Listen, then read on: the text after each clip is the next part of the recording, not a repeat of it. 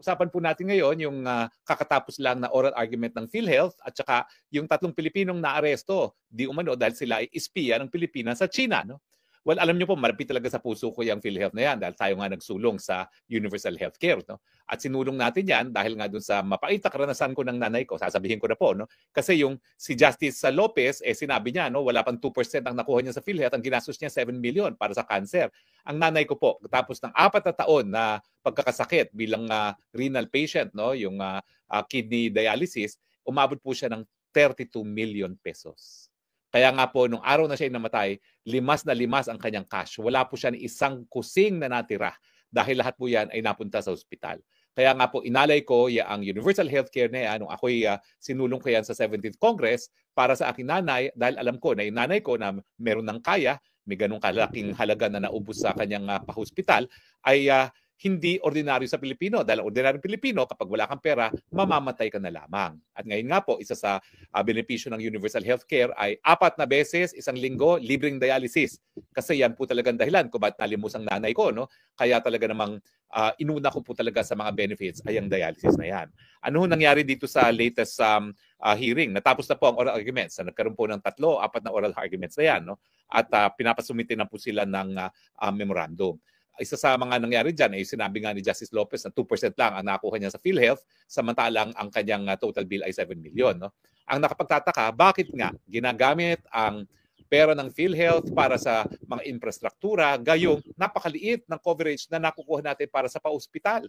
Yun nga ang experience ni Justice Lopez, 2% lamang. Ang sinasabi ng PhilHealth hanggang 18%. Kung may pera talaga ang PhilHealth, dapat yan 100% kung kakayanin. Yan ang intensyon ng batas. Dahil, ito nga po, kasama naman yan sa legislative history, nung ako'y nag-sponsorship speech ng Universal Healthcare, talagang dinitali ko yung karanasan ko sa Inglaterra nung ako'y nag-aaral ng 1995. No? At sinabi ko na libre lahat ng aking gamot. Una, merong 2 pounds na administrative fee, tapos pati yun na wala na. At ngayon ako'y asylum seeker dito sa Netherlands, libre na rin po lahat ng gamot ko. Pati yung pagkamahal-mahal na Ozempic na prescribe naman po sa akin. Dahil yung Ozempic lang, yung ginagamit ng mga celebrities na nakakapayat, yun lang yung talagang nag-control ng sugar ko sa kauna-unahang panahon. Libre po, binigyan ako para sa isang buwan, 4 na pence, no? Napakamahal po no? Pero bukod doon sa sinabi ni Justice Lopez, nagsalita rin si Justice Kagiwa.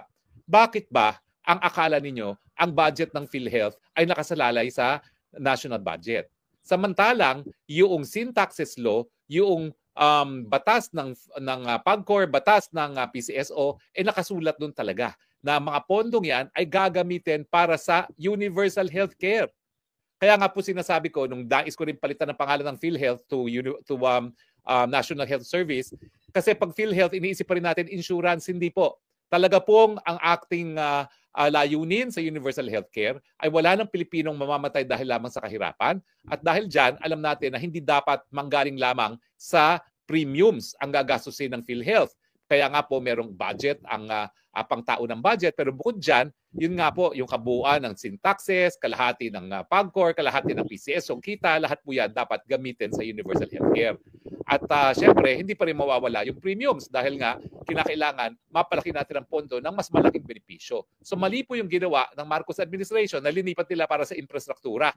Dahil ang patunay nga dyan, ang sabi ng PhilHealth, mag-aim sila na 18% ng hospitalization masasagot. Hindi po. Ang aim is dapat 100%. So wala dapat pondong binabalik sa national government dahil lahat ng pondo talaga, ano ba naman kayo, dali-dali na makaintindi dyan. Lahat ng pondo para sa ilalim ng batas ng universal healthcare, yan ay dapat gamitin para sa pagbababa ng premiums ng PhilHealth o di naman kaya pag-i-increase ng mga benepisyo. So yun ang sabi ni Justice Kagiwa, no? Tapos, yun nga po, yung sabi ng Vice President na yan, si Lim Siaco, alam mo, matagal ko na binabati ko si Lim Siaco na yan. Hindi ko maintindihan ba't hindi matanggal-tagal yan. Para siya linta na nakadikit sa PhilHealth. Pero wala namang ginagawang mabuti sa PhilHealth yan. Puro kapalpakan, pati itong paglipat ng pondo. No? Hanggang 18% lang daw ang tinatarget nila na hindi tama. Hindi po tama. Dapat zero billing ang objective ng universal healthcare. Kaya nga ang tingin ko po, yung malasakit law, yan po ay superfluous. Dahil dapat talagang ipatupad ang universal healthcare at talaga naman po magkakaroon tayo ng zero billing. Okay? Tapos, ayun nga po, kaya naman na ang sabi ni Justice Lopez, at least dapat kalahati ng hospitalization masagot. Mr. Justice, tama po kayo dyan na dapat mas malaki than 18% na tinatarget ng PhilHealth. Pero ang ating layunin po nung ating ipinasayan, dapat 100% billing sagot ng PhilHealth. Gaya po dito ngayon sa Netherlands. 100% ng gamot ko, 100% ng lahat na pa-hospital, basta ikaw ay membro, ay libre. Yan po ninanais natin sa Pilipinas. At huwag niyong sabihin kulang ang pondo natin dahil nakapagbabalik nga kayo ng pondo sa national government. So hindi po totoo yan na wala tayong pondo. Sapat-sapat po ang pondo. Ulitin ko lang po hindi po para sa mga buwaya yung universal healthcare na ating ipinasayan. Pinasa ko po yan dahil tayo nagkaroon ng karanasan dito sa Europa at ang tingin ko naman, sapat-sapat na ang ating resources para ibigay ang ganyang benepisyo rin sa ating mga kababayan sa Pilipinas. At talaga naman pong obligasyon ng gobyerno na gumawa ng lahat ng hakbang para lahat ng Pilipino magkaroon ng karapatan ng mabuting kalusugan. Kaya itigil na po ang pangungurakot ng pondo, itigil na po ang pagdadivert ng pondo, lalong-lalo na sa infrastructure projects na alam natin, pagkakakitaan na naman ng tongpats ng mga congressman at mga senatong. Tigil nyo na po yan. Ibigay nyo na po yan para sa ating mga kababayan. Okay, so pag-usapan naman po natin ngayon yung 3 Pilipino na di umano espiya na nakakulong ngayon sa China. Yan ang sinasabi ko, the golden rule. Mantakin nyo, 13 na palang mga Chino na sinasabing mga espiya ang ating dinitina. At hanggang ngayon ay nakaditina. Natural, gaganti ang China. Huwag na tayo magpaligoy-ligoy. Gaganti yan. Sa tingin ng China, hindi mga espiya yung 13 mga national niya na ikinulong natin bilang mga espiya dahil ang alam ko dyan, for instance, yung isa na sa Mindanao, nagtatrabaho talaga siya sa isang parang app na parang Waze. At talaga namang yung isa naman ang nahuli sa kanya mga hindi naman high-tech listening devices, mga ordinaryong devices lang na ginagamit sa construction company. So talagang hindi rin kapanipaniwala yung binibintang natin sa mga nahuhuli nating mga Chino na espiya sila.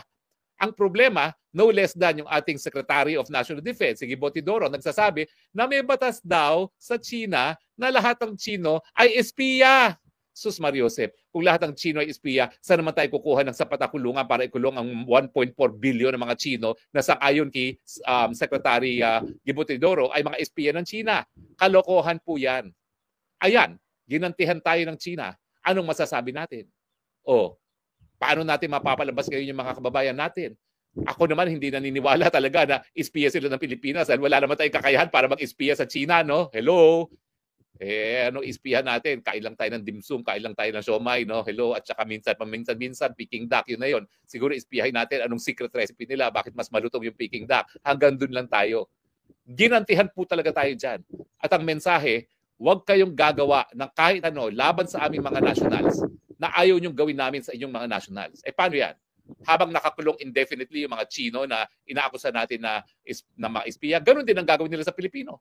At mas marami pa silang huhulihin kung hindi natin ititigil itong xenophobia na ito na binabansagan natin na lahat ng Chino ay mga espiya. The golden rule, mga kaibigan. It's as simple as that. Do unto others what you want others to do unto you. Do not do unto others what you don't want others to do unto you. Ayaw nating ikulong ang mga Pilipino sa mga walang saysay na kaso, lalong-lalo na kung espionage, huwag din natin gawin sa mga Chino na nasa ating bansa. Well, yun naman po aking mga punto de vista lamang at syempre kanya-kanya tayong punto de vista. Hindi naman tayo lahat required na sumang-ayon sa ating mga pinagsasabi. Pero importante rin po na lahat ng punto de vista pakinggan. Dahil lahat naman tayo naghahanap ng katotohanan, lahat tayo naghahanap ng solusyon sa ating pang-araw-araw na problema. Kaya po, let a million flowers bloom, huwag supilin ang malayang pananalita. Maraming salamat po sa inyong patuloy na pagtangkilik at okay lang po ako. Sa mga nagwo-worry dyan na hindi ako nakasama as legal counsel, okay lang po ako. Dahil sa totoo lang, talagang mahirap maging asylum seeker. Sa katunayan po ay patuloy ko naman pong inaasikaso pa yung aking asylum application. At anyway, hindi naman po yan permanente. Siguro pag yan ay natapos na at nagkaroon ng linaw, pwede pa rin tayong sumapi dyan. So wag po kayo mag-alala. Wala po tayong problema. At ang aking problema lang, ng aking alinlangan lang, is hindi ko pa nakikita ang ating Presidente Duterte. Kasi nga, gumawa ng mga pamamaraan yung abogadong taga-Israel na talagang ayaw niyang mapakausap sa iba si Presidente Duterte. Yun lang po ang aking regrets. Dahil ako naman, nasira ang buhay ko Ako po'y persecuted, hindi naman po dahil sa aking kagagawan, kundi dahil sa aking pinatunayan ko ng loyalty sa mga Duterte at hindi po ako nagsusisi. So wag po kayo magalala. Okay lang po si Harry Roque. We're a big man. Maraming salamat po sa inyong patuloy na pagtangkilik ha. At sa muling pagkikita natin, ito po inyong Box Harry na nagsasabing, I love you Philippines. You're the only country that I have. You're the only country that I love.